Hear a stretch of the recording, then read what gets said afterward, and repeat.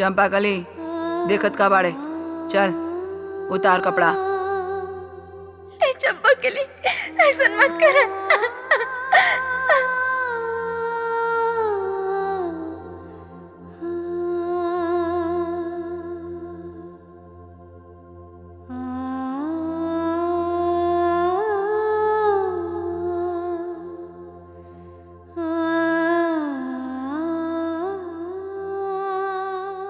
ए राजकुमारी,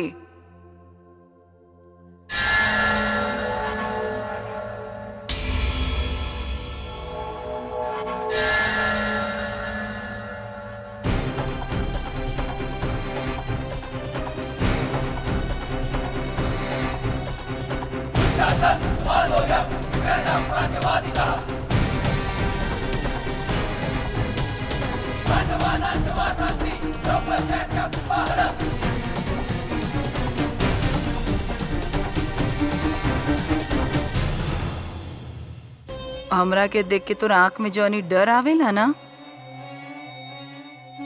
ई देख के हमरा बहुत अच्छा लागेला। इले पापड़ सुखाओ। ले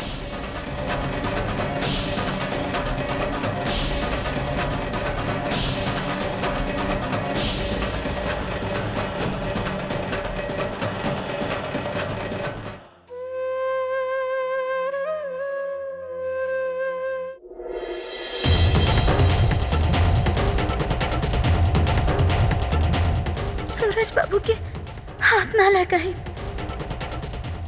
ओकरा लग जाई। यही से घर के चौखट के अंदर अब कबो पैर ना रखब। वो गना में से एगो बाली गुम हो गइल बा। हमरा तो लागता ई काम ओ संतुड़ी के हा। हम आपके कारखाना में 31 साल से बगैर कारीगर काम कर रहल बानी। 7,821 बेशकीमती हीरा हम तराशे खातिर अपना घरे ले गई नहीं। बाकी एक भी हीरा हेने से उन्हें ना भइल।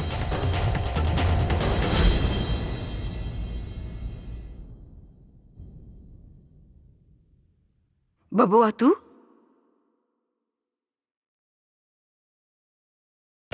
बड़ी दीदी, ये जौन कुछ भी भइल अच्छा ना भइल, गलत भइल बा, अनजाना में ही सही। पर आपके कारण वो लड़की के परिवार के अपमान भइल बा, उनके सम्मान के ठेस पहुंचल बा। आप अच्छा तरह से जाना तानी कि हम न्याय के कितना मानीला और केहू के साथे भी कौनो तरह के अन्याय होके ये हम सही नहीं की सकत। ऐसे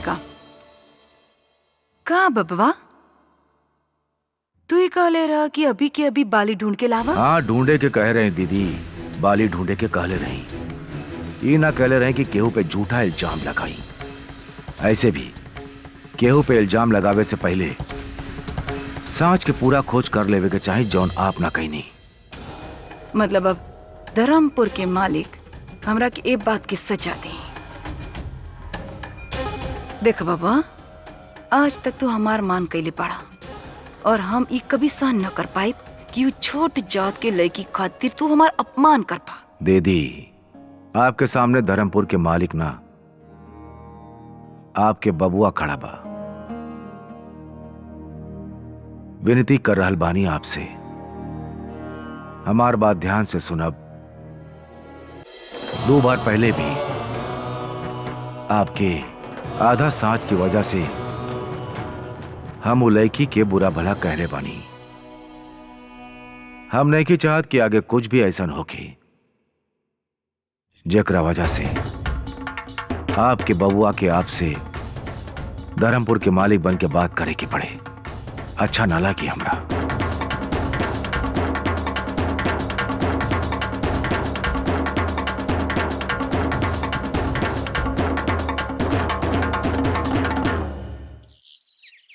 जय श्री कृष्ण मौसी जी। जय श्री कृष्ण बेटा। आज सवेरे सवेरे तैयार हो गईला और पैर भी छू रहल बाड़ा, का बात बा? बात तो बहुत खास बा और आज के दिन भी बहुत अच्छा बा। आपके याद बा मौसी, वो हमनी के धर्मपुर वाला जमीन, हाँ हाँ, वहाँ पे सुभद्रा डायमंड्स कंपनी के नाम से हम एगो छोट से ऑफिस बनावे के फैसला कर लेले बानी। बेटा ये तो बहुत अच्छा बात बा। बस यह खातिर बैंक जाता नहीं, लोन के सिलसिला में बात करे खातिर। लेकिन बेटा लोन खातिर बैंक जाए के का जरूरत बा? तू कहा था हम तहार मौसा से बात करी। ना मौसी, हम खुद अपना बलबूता पे कुछ करे चाहता नहीं, अपन माँ खातिर। ये तो बहुत अच्छा बात बा बेटा। हाँ मौसी, बस अगर आज ही बैंक लोन के बाद फाइनल हो गई तो आज ही हम वहां पूजा करवाइब अपन माँ के नया कंपनी खातिर।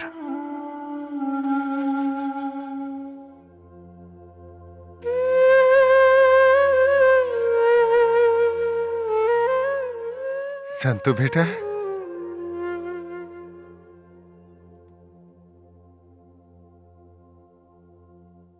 नाना जी,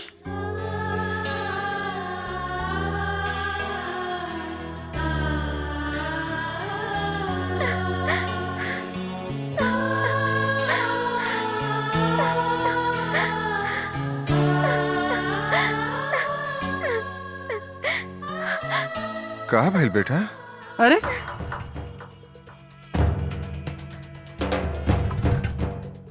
बताओ ना नाना जी के रोवत काहे बाड़े?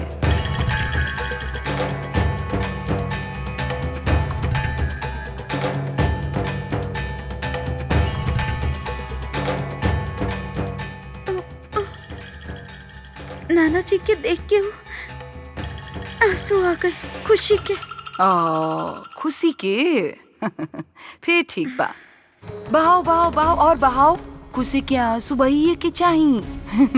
ना तो तोर नाना के लागी कि हमनी दुख देला तोरा के, जुलुम ढाइला इनकर नतिनी पर। आप काहे यहाँ आयल बानी नाना जी? अपन नातिनी के देखे नाउ मालिक के ये थैली देवे के रहे। हम दे दे दा।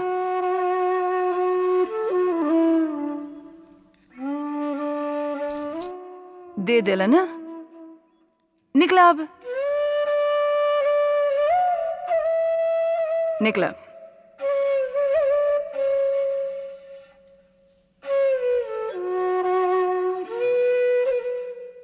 बेटा खेमी तोहरा खातिर गुड़ पापड़ी देले रहे, खा लिया। अच्छा बेटा, हम चलता नहीं बेटा, सुखी रहा।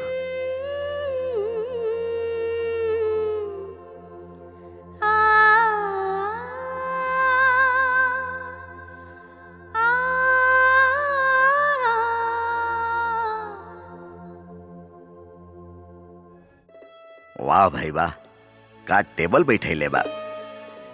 तरकोनिया में एक भी गलती नहीं खे। जादू बा हाथ में माधव सोलंकी के, बेहतरीन हीरा तरस ले बा। हाँ बाबूजी, और ये जादू के पीछे माधव सोलंकी के सालों के अनुभव बा। बाबूजी वो अपन धर्मपुर वाला जमीन बा ना, जौन हितेन के नाम पे रखले रही। हाँ हाँ, ओकरा पे हितेन बांध काम चालू करे वाला बा। तोरा कैसे पता चलल? धर्मराज मैया वंशी के कहबर पड़ले बिना धर्मपुर के पत्ता बिना हिलेला, और हितेन ता हमार बेटा हा। ओकर हर सांस के खबर रखिला हम। तब फिर इहो जाना थोकबा कि धर्मराज मैया वंशी बोला। हेलो मिस्टर मायावंशी, हम धर्मपुर बैंक के मैनेजर त्रिवेदी बात करते नहीं। हाँ त्रिवेदी भाई, बोली का काम बा? और दरअसल आपके बेटा हितेन हमनी के बैंक से 25 लाख रुपया के लोन लेवे खातिर आइल बने, और उनका पास कोनो गारंटर नहीं है। आपसे मदद ले निखन चाहत। अब हम तो बड़ा दुविधा में पड़ गइल बानी कि आपसे हमनी के इतना साल पुरान रिश्ता बा, का करी हम? त्रिवेदी भाई, हितेन के प्रपोजल का बा? जमीन पे का बना बताओ। वो वहाँ सुभद्रा डायमंड नाम के एगो कंपनी खोलल चाहता है।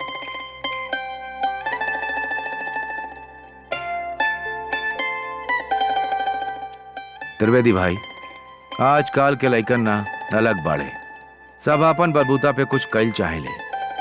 अच्छा बात बा। ऐसे हितेन धर्मराज मैया वंशी के बेटा हा, ओकरा केहू के गारंटी के जरूरत नहीं के। जितना पैसा मांगा था ओकरा के दे दी, बाकी ए बारे में ओकरा के बताई मत। ठीक बा।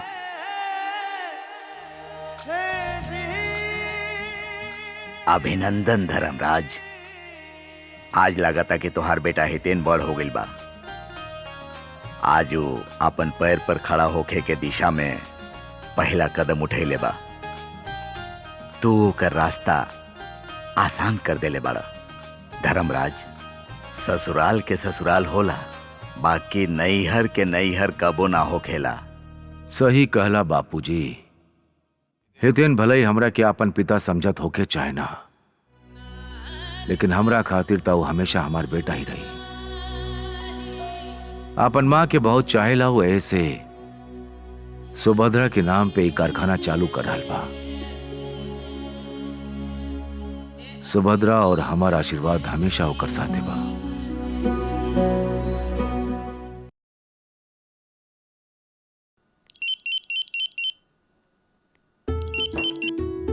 हाय हितेन, कैसन बाड़ा? I am fine. एगो गुड न्यूज बा, हमरा बैंक से फाइनेंस मिल गई। Wow, congratulation. Thanks. And one more thing, आज शाम के शुभ मुहूर्त निकलल बा, यही से आजे पूजा करवावे के बा। और हाँ, हम चाहतानी कि घर के सब लोग आवे। शंभू और चंपा कली के भी लेके आइया, बाकी एक आदमी के छोड़ के, मिस्टर धर्मराज माहिया वंशी के। बाबूजी, कारखाना जा रहल बानी, आपके खातिर कुछ लावे के बा? Hiten, you have done it. आज हम बहुत खुश बानी। तू बिना केहू के मदद ले ले ये प्रोजेक्ट सोचला और शुरू भी कर देला। Hiten, that's great. आज हमके तहार सिस्टर होके पर गर्व होता। एनीवेज, बहुत सारा काम पड़ल बा और तू सब लोग टाइम पे पहुंच जाइया, ठीक बा? बाय। Okay, bye. हमनी के धर्मपुर वाला जमीन, ओकरा पर हितेन भाई मम्मी के नाम पर एगो कंपनी खोल रहल बाड़े और आज शाम में ओकरे पूजा बा और वो हमने सब के बुलेले बाड़े। देखा के वो आवे चाहे मत आवे, हम तो जरूर जा रहल बानी। तोरा साथे घर के सब सदस्य जई हैं बेटा। लेकिन वो संतोड़ी वो लड़की की बात नहीं कर रहा हम दीदी। हम कहानी ना, एक घर के सब सदस्य चाहिए। लेकिन चिंता मत कर कादम्बरी, हम जाना तानी कि धर्मराज मैया वंशी के आमंत्रित नहीं कइल गई। आइब ना हम चली, कारखाना जा रहल बानी, आप सब चल जाइबा कादम्बरी के साथे।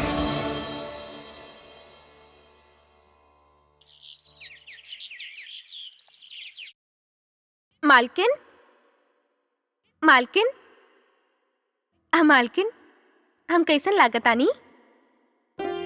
चंपाकली, अच्छा लागताड़ू। कहीं बाहर जा रहल बाड़ू? हाँ, उ हितेन भाई भूमि पूजन रखले बाड़े, घर के सब लोग वहाँ जा रहल बाड़े। आपके और मालिक के तो नहीं खन बुलेले। मालिक के भी ना बुलेले? हाँ, ऐसे भी मालिक के बहुत काम रहेला ना, यही से। एक मिनट चंपाकली।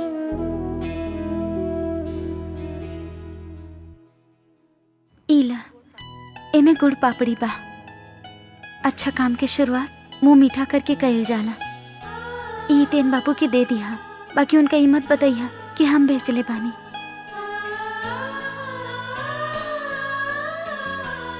इला, गांव के कुआं में सिक्का डाल दिया और खोड़ियार माँ से हमरा तरफ से प्रार्थना कर लिया ताकि हितेन बाबू अपन काम में सफल हो गए। चलना, अब निकल बा। आईनी दीदी। अच्छा, अब हम चलत आनी।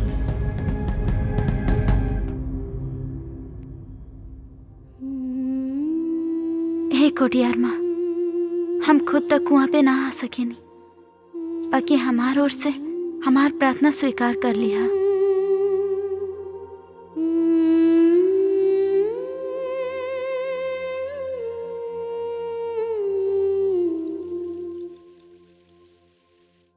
जय श्री कृष्ण मालिक। जय श्री कृष्ण पिनाकी। बोला मालिक, हमने के तुरंत सूरत मर्चेंट डायमंड एसोसिएशन निकले के बा।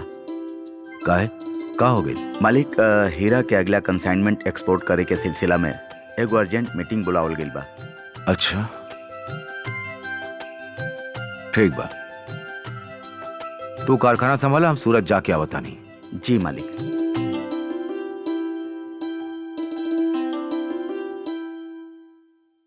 हीरा तक घरे पे बुला गई नहीं।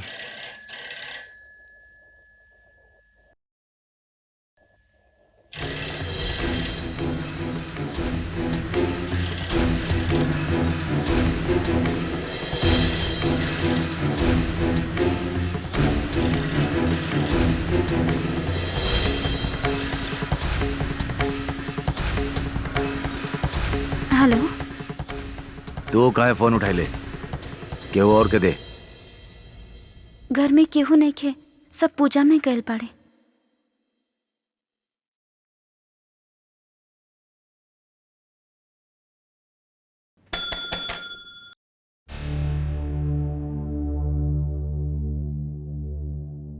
जी मालिक। ड्राइवर के बोला तुरंत गाड़ी निकाले। मालिक ड्राइवर तो बा, लेकिन सिक्योरिटी वालन के पाली बदल रहल बा, ऐसे थोड़ा वक्त लग जाई। ठीक बा, ओकरा से कहिए कि हम घरे गइल बानी, जितना जल्दी हो सके घरे पहुंचे, सूरज जाए के बा। जी मालिक।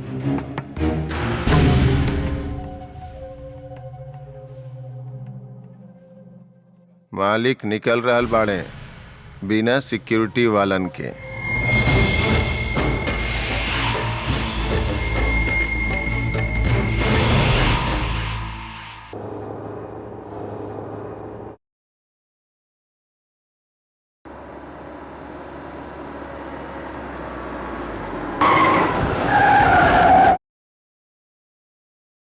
का हो गई? 1 मिनट सर, देखा था नहीं।